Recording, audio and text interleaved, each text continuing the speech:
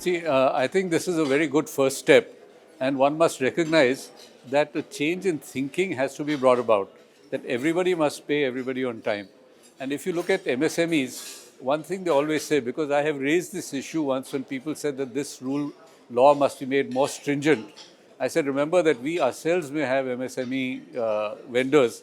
Are we prepared to guarantee them payment within this 45 days?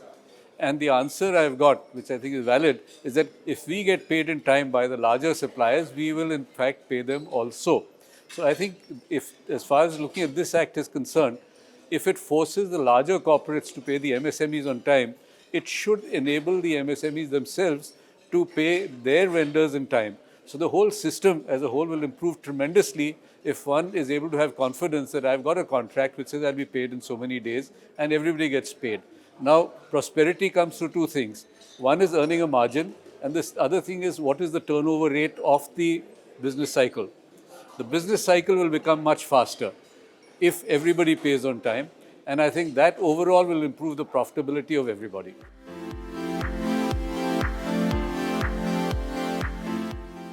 Well, there are two categories of government buyers. One is the government public sector enterprises. They are corporates. They file the income tax returns, they pay income tax, and this would 100% apply to them and discourage any delays in payment. The second is public sector or government departments who do not have a profit and loss account, who do not pay income taxes. Now, there I have a suggestion which would be totally away from the current practice put into the budget, which would be that there should be a mechanism that these departments who inevitably have their accounts with public sector banks, the public sector banks should be mandated to accept the bills of the MSME suppliers in a similar manner to what is being done on the TREDS mechanism. So the supplier can submit his bill to the bank, and unless the buying department within the given period of 15 days rejects the supply, it should be deemed to be accepted, and the bank should automatically pay those bills and deduct it from the account of the department which they are holding in any case. And both of these would be public sector banks. The government to government dealing, there cannot be a question about it.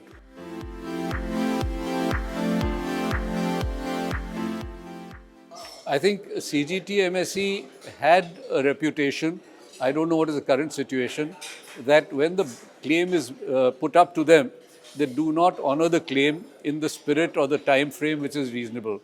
So the banks do not like to take advantage or go in for the CGT-MSE cover.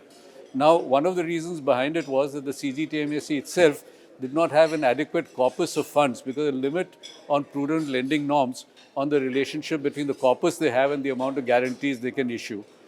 That problem has to some extent been mitigated by the 9,000 crores announcement which has just been made in the last budget of extra fund infusion into CGT-MSE. That should help. But I think on the other hand, CGT-MSE has to do more of a marketing efforts to tell the banks to change the mindset that the CGT-MSE for the last 2 years has now been reporting in its annual report what is the percentage of claims it has honored and settled and in how much time. So that should give confidence to the bankers that things have changed at CGT-MSE and they can encourage their borrowers to come into them and take advantage of CGT-MSE cover, which in the past the banks themselves were reluctant to go in for because they always found that CGT-MSE does not easily pay up when there is an insurance claim.